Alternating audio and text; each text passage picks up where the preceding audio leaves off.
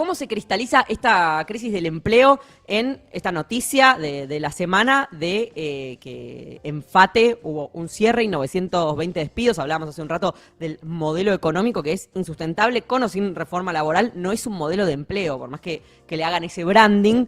Bueno, ayer a la mañana, muy temprano, a las 6 de la mañana, le comunicaron a los trabajadores, este miércoles, les comunicaron que básicamente cerraba la planta de FATE, que es una empresa que lleva 80 años en la Argentina. Los trabajadores tomaron la planta en Virreyes, en San Fernando. Hoy la justicia dictaminó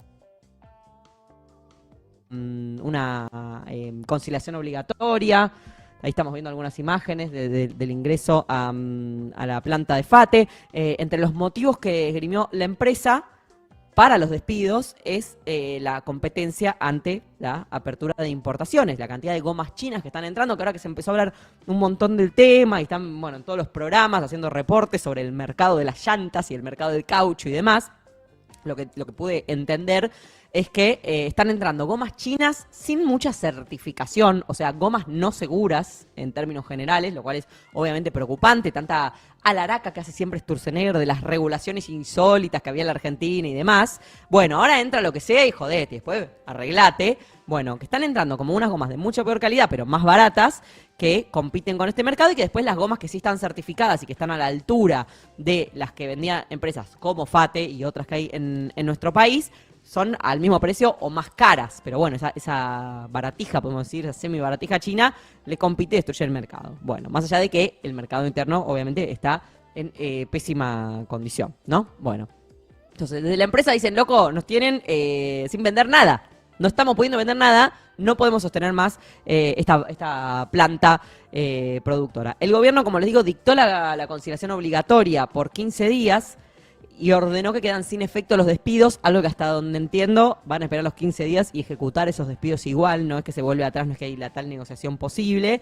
y deja sin efecto también, bueno, desalojaron la toma de la planta que, como les digo, anunció su cierre definitivo. Es una planta ubicada en San Fernando, aquí en la provincia de Buenos Aires.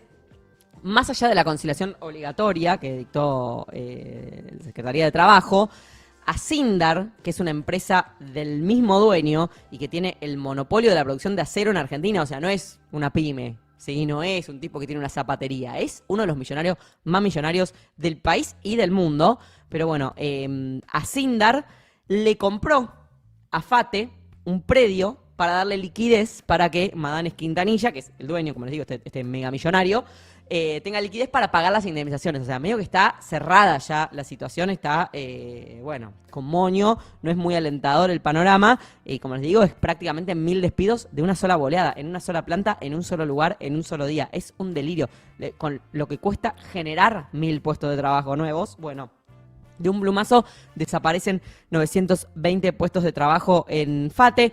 En Futurock hablaron distintos laburantes de FATE, hubo muchas entrevistas ayer. Tengo un fragmentito de uno de los trabajadores porque explica una de las teorías que comparten varias de esas entrevistas que escuché, sobre que en realidad el afán no es cerrar por la falta de mercado interno o por la baja de ventas, sino hacer como un tabula rasa ahora y medio arrancar de cero, cambiar el nombre con la ley nueva. Una maniobra para echarnos a todos, después reabrir con otro nombre, con la reforma laboral mediante, con convenios totalmente rotos, con gente esclava y chau. Digamos, y Madane sale ganando. Y probablemente importando los neumáticos que vendan acá desde China, ¿no? Bueno, mira, FATE mandó a hacer neumáticos a Brasil y a China. Con la marca FATE. Entonces, digamos, pueden hacer lo que quieren. El tema es que lo que está en juego es nuestra fuente de trabajo, claro, y que nunca FATE pudo demostrar tener pérdidas. Eso es importante decirlo. Y que hace 14 meses que no tenemos aumento salarial. Entonces no vengan a decir que nuestro salario es el problema. Hace 14 meses que no nos aumentan. Muy importante todo lo que dice, ¿no? Los costos laborales ya bajaron con la destrucción del salario real, ya bajó el costo de ser un empresario y de tener trabajadores. Sin embargo, es profundizar y bajarlo más. Y bueno, como les digo, está esta idea que tienen los trabajadores de que al estar en ciernes esta reforma laboral tan espantosa, en la que efectivamente las condiciones de trabajo son muchísimo peores, que hicieron su evaluación y la idea es volar a todos los laburantes y empezar de cero con el nuevo régimen, con la nueva ley. Eso por un lado. Por el lado del gobierno, Milei flasheó también una especie de conspiración. Milei está como agarrándose con los más grandes empresarios del país. Creo que la idea es que ya no se entiende realmente para quién gobierna. Porque ya ni siquiera gobierna para una burguesía nacional que también lo apoyó, que dijo, ahora sí. Es destruir por completo el tejido productivo. No es que decir, bueno, redistribuir para arriba y que seamos los trabajadores más pobres y empresas más ricas y bueno, y cagarnos a nosotros los de abajo. Es directamente destruir el tejido productivo. Entonces ya no es gobierna para los de arriba acá en esta relación laboral de los argentinos, sino para los de arriba en serio, ¿se entiende? Destruir a la Argentina como un país con algún grado de independencia, con algún grado de estructura productiva, con algún grado de industrialización, con algún grado de autonomía. Y ahí sí ya es directamente traspolar todo hacia arriba. Bueno, arrancó con que, si querés poner el tweet, Manu, con que Madanes Quintanilla, que como les digo también controla Aluar, que es el mayor productor de aluminio del país, lo quiere boicotear. Conspiranoico yo. Fin. Ahora tuitea como Adorni. ¿Será que Adorni le tomó la cuenta? No lo sé. Pone fin a las cosas. Como que, ¿qué es este timing para cerrar justo antes de la reforma? ¿Me quieren perjudicar? Salió la estructura de trolls y de tuiteros y de personas, definamos personas. Bueno, salió a también darle a Madanes Quintanilla. Esto decía el gordo Dan también en un tuit. Ahí está. Esto decía el gordo Dan. Este es con la foto, ¿no? Este es Javier Madanes, dueño de Fate y Aluar, con una fortuna estimada de $1.500 millones, según Forbes, en 2024. Es la persona número 12 más rica de la Argentina y entiendo, agrego a Ivana Sherman, que está entre los 300 más ricos del mundo. O sea, no es que está pasando malaria. Amante de los gobiernos kirchneristas, durante las gestiones de Néstor y Cristina, multiplicó varias veces su patrimonio gracias a cuantiosos subsidios y créditos blandos para la expansión de Aluar y cobrando a los pobres argentinos encerrados en el zoológico kirchnerista hasta 3 veces más que en el exterior por los neumáticos de Fate. Fanático de Moreno y defensor del cepo cambiario ad infinitum, fue además uno de los principales aportantes de campaña de Alberto Fernández 2019. Hoy declara quiebra porque se abrieron las importaciones. Acá hay un montón de intereses encontrados, obviamente, entre distintas. Ahí está la foto de Forbes, está está Sigma también, y el otro no sé quién es, la verdad. Se generan, por un lado, estas peleas fue hace algunas semanas contra Paolo Roca, también por los tubos de nuevo gasoducto, si mal no recuerdo. Y decís, loco, ¿me vas a hacer defender a Paolo Roca? ¿Me vas a hacer defender a Madanes Quintanilla? Te pido, ¿me vas a hacer elegir entre Milei y estos tipos? No es fácil. Pero como les digo, es como una lógica de destruir cualquier tejido que quede de cualquier orden, no solo de generar una situación de mayor desigualdad. Informa Pablo Lapuente en letra P. En la cúpula de la Libertad Avanza sospechan del llamativo timing de Madanes, siendo que la crisis en Fate llevaba varios meses. En el medio de la conspiración oficial se suman los aranceles de Donald Trump al aluminio para sostener la tesis de que Madanes Quintanilla presiona al gobierno de Milei para que interceda ante el mandatario norteamericano, para como que lo están apretando con estos despidos a Milei, para que él vaya y lo sobe a Trump para que baje los impuestos al acero y poder seguir exportando.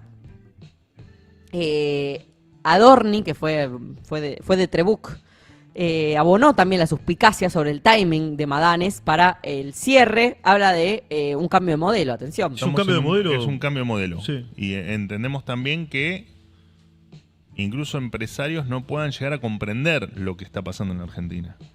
Se terminó el ganar por precio. Vas a ganar por volumen en este nuevo modelo. Explícamelo de otra manera, a ver, ¿cómo es eso? Esto de que la inflación te ayudaba a que vos puedas, y el cepo, a vender lo que vos querías al precio que se te cantaba, porque los argentinos no teníamos alternativas, eso se terminó. Sí. Donde antes vendías un producto con 300% de margen, hoy vas a tener que vender 10 productos con el 5% de margen. Bueno, un poco, o con el 2 o con el 1, no importa.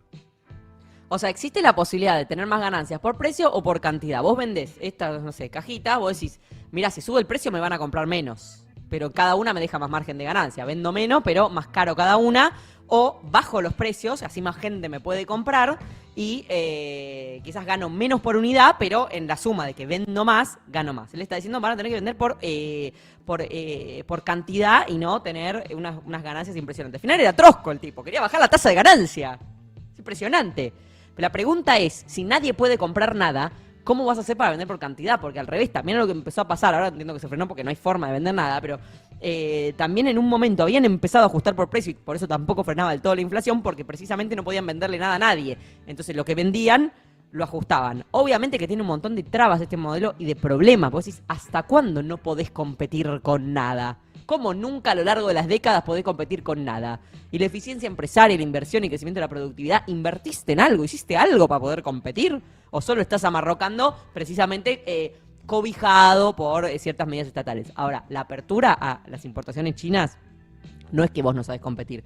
Entiendo que, aunque fueras el más eficiente del planeta, en la Argentina, que tuvieras todo en condiciones, no hay forma de ofrecer precios más baratos que China por un montón de motivos que yo tampoco tengo tan elaborados y que no cabe acá desarrollar en detalle, pero lo sabemos todos, lo vemos todos, es imposible equiparar esos precios y esos costos. Tienen que ver también con las condiciones de trabajo de allá, que ahora, bueno, ya estamos cada vez más cerca de todas formas.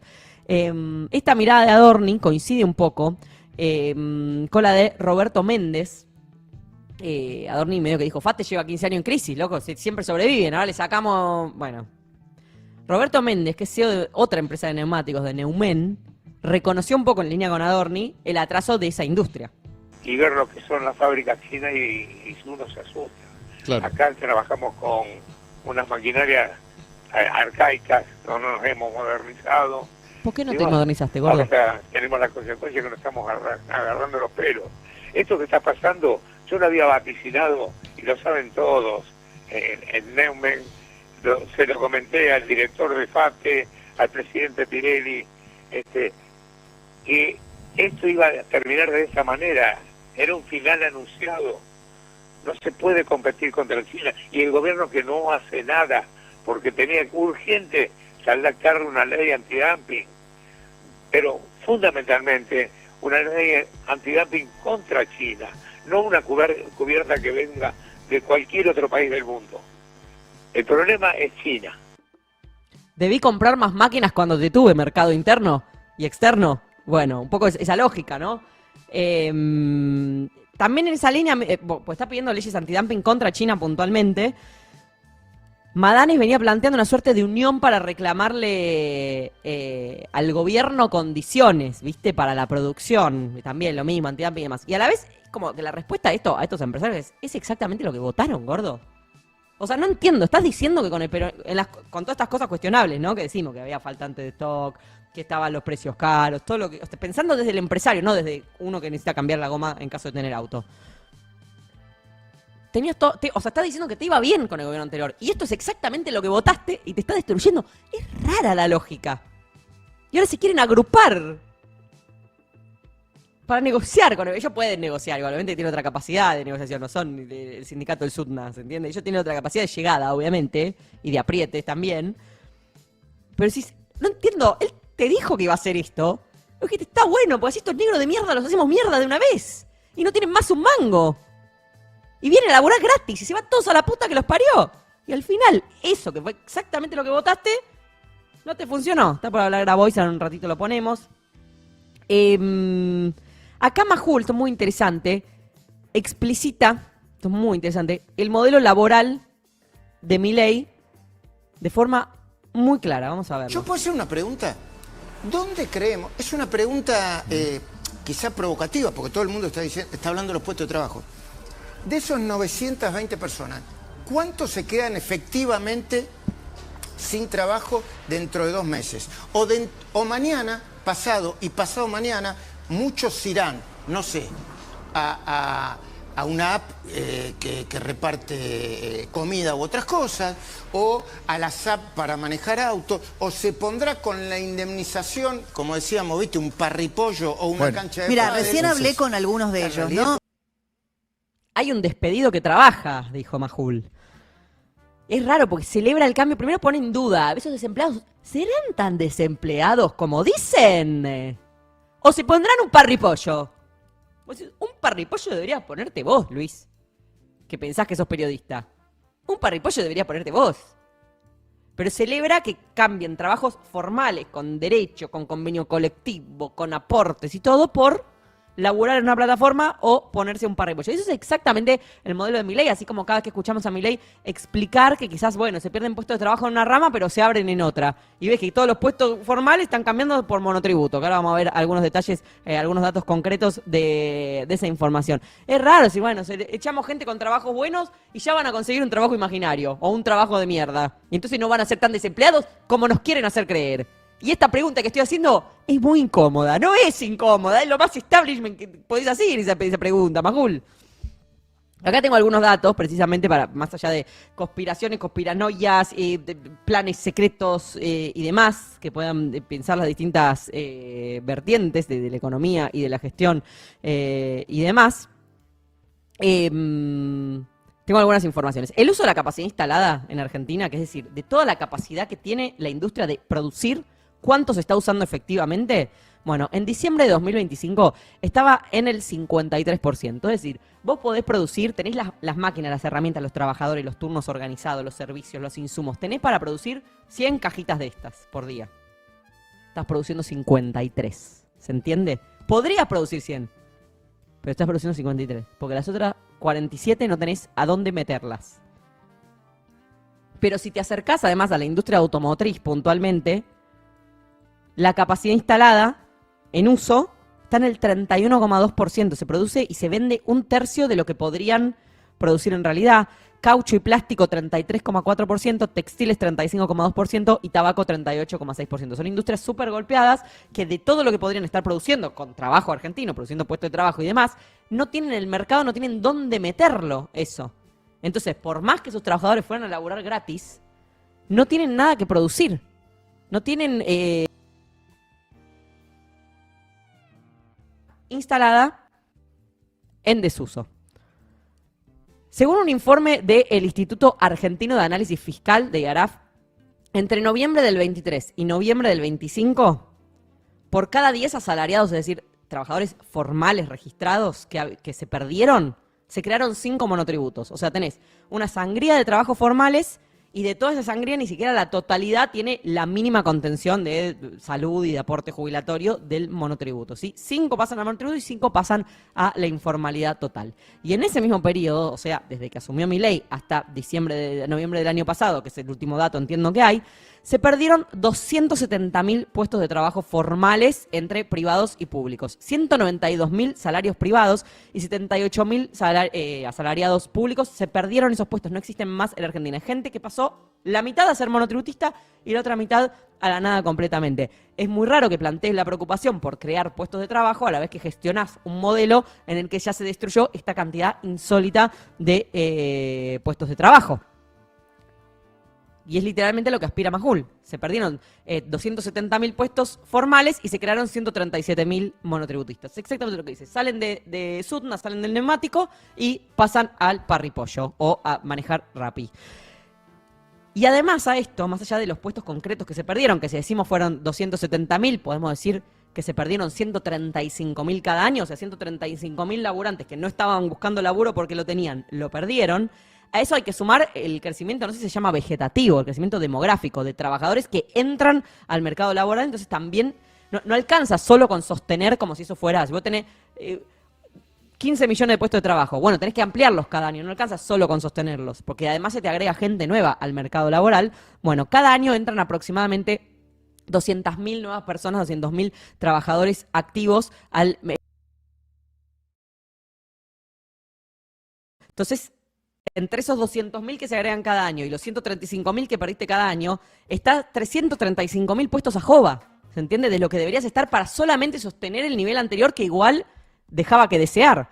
Sumale a esos jubilados que tienen que trabajar cada vez más tiempo, sumale a esos laburantes que conservan el laburo, pero como no llegan necesitan tener un segundo laburo y demás. Y a eso se suma que cerraron 22.000 empresas desde que asumió Milei. No me da la sensación de que el afán sea crear puestos de trabajo. Si pones a andar un modelo en el que cierran las empresas y en las que quedan se despide gente.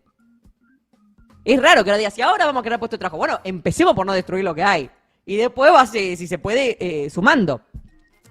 Solo en los últimos 2 días, además del cierre de FATE, se anunciaron el cierre de la fábrica de alfajores cordobesa La Paila, que tenía más de 30 años, Granja Tres Arroyos, que ya venía en bastante drama, está tan endeudada que ya dice que está al borde del cierre, ahí hay 450 trabajos en riesgo. Ayer Eduardo Feynman insinuó que Supermercados La Anónima, que es una cadena gigante, entiendo vinculada a Marcos Peña, se acordarán, a su familia, una cadena, no son un mini mercado que, que tiene 2 sucursales, bueno, que están en inminente quiebra, dijo Feynman. Jorge Sola, trombero de la CGT, que lo escuchamos hace un rato, dijo también que el grupo Galeno va a despedir a 600 personas de la división Galeno ART, porque la va a cerrar. Una nota aparte, veía un recorte que informó Berkovich que el 8,1% de las cápitas que cubre la ART están en morosidad. O sea, las empresas no están pagando las coberturas de las ART, lo cual puede resultar fatídico a muchos niveles. Y un dato impresionante, Teddy Karagossian, yo no sé si se acuerdan de él, pero cuando empezó el gobierno era asesor, era del Consejo de Asesores de Milei, un empresario textil, o sea que integró el gobierno, ¿se entiende?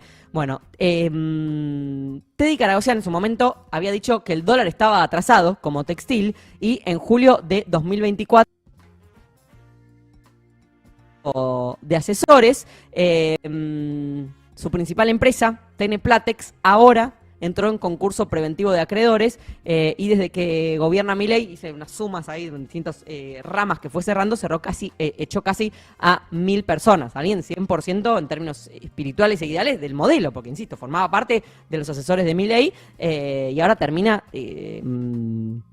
llamando a concurso preventivo de acreedores, ¿entienden? ¿Qué resultados está dando este modelo? Como les digo, un modelo que efectivamente destruye trabajo. Bueno, salieron notas estos días en agencias internacionales, tanto Bloomberg como Al Jazeera, todas las voces, ¿sí? La de Bloomberg dice, gastos fijos y deuda con bancos comprometen la mitad del salario de los argentinos y crece la mora, es impresionante el dato. Dice, los gastos fijos y las deudas con los bancos comprometen cada vez mayor proporción de los ingresos de los argentinos. Tras 2 años de correcciones macro, el gobierno de Javier Milei no logró todavía que el esfuerzo tenga algún resultado, el esfuerzo que les pide a las grandes masas, a los trabajadores argentinos. El peso de los gastos fijos sobre el ingreso volvió a subir en noviembre del año pasado un 23%. En paralelo, desde la firma que encabeza Hernán Lacunza, exministro de Economía, advierten otra dinámica que aprieta cada vez más los bolsillos de los argentinos. La carga de deuda sobre los ingresos marcó un récord del 26%, es decir, casi la mitad del salario de los argentinos ya está comprometido de antemano antes del inicio de cada mes. ¿Qué quiere decir esto? Cuando hablamos de cómo se mide la inflación y demás, que venimos hablando tanto de el ingreso disponible, es cuánto de entrada de tu ingreso tenés destinado a los gastos fijos, la luz, el agua, el gas, internet, el alquiler o las expensas o lo que fuera. Eso ya representa el 23%. Y además está el nivel de endeudamiento de las familias, que cuando cobras el sueldo ya un 23% de eso ya lo debes de gastos anteriores que tuviste que adelantar con crédito. Entonces, vos cobrás 800 lucas, ya hay 400 que están destinadas a pagar deuda y a pagar los gastos fijos de existir. Ya te queda la mitad de tu ingreso descontado de eso. Así que es bastante fatídica la situación, según Bloomberg. Después está la nota de Al Jazeera, que dice, cada vez más argentinos recurren a préstamos, tarjetas de crédito o venden pertenencias para poder comprar alimentos y cubrir gastos básicos. Es una nota que raconta varios testimonios de distintos laburantes que básicamente cuentan lo difícil que es existir en Argentina. Tenés ahí el link, Manu, para poncharla, que cuentan lo difícil que es existir en Argentina. Casi la mitad de la población, reporta Al Jazeera después de esta investigación, usa ahorros o se endeuda para llegar a fin de mes, mientras crecen la morosidad y los prestamistas informales, reflejando el impacto social del ajuste económico y la desesperación de ya ir literalmente a cualquier lado a pedir plata para poder pagar el gasto de la existencia del día o del mes. Si bien la actividad económica en Argentina ha aumentado en general, el crecimiento fue desigual. En noviembre del 25, reporta Al Jazeera, el mes más reciente, con datos disponibles, sectores como la banca y la agricultura experimentaron crecimiento, pero la manufactura y el comercio experimentaron fuertes caídas, con el cierre de numerosas fábricas y tiendas debido a la caída de la demanda del consumo. El consumo en particular de alimentos, y este dato es el más desolador, viene disminuyendo con una caída del 12,5% reportada por los minoristas independientes de alimentos. Es decir, estamos consumiendo un 12,5% menos de alimentos. Es desoladora la situación y entiendo que eso termina de dar un panorama que empieza quizás con la noticia de esta semana de los 920 despidos en FATE, pero que termina dando cuenta de un estado de situación, un estado de cosas, un modelo económico en el que ser trabajador e incluso ser empresario, incluso orientarse a la producción nacional dejó de ser viable en Argentina.